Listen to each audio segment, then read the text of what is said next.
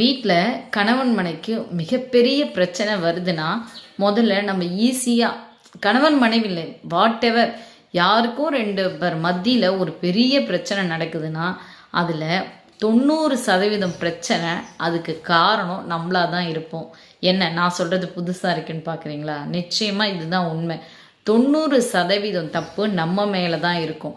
அந்த careless mistake நடந்திருக்கிறதுக்கும் சரி, நம்ம அவமானப்பட்டதுக்கும் சரி, நம்ம அலட்சியம் இப்படி என்னெல்லாம் இருக்குதோ அதுக்கு எல்லா காரணமும் முதல் ஆளாக 90% நாம தான் இருப்போம். மீதி 10% தான் அந்த ஆப்போசிட்டில் இருக்கனால நம்ம நடந்திருக்கும். புரியுதுங்களா?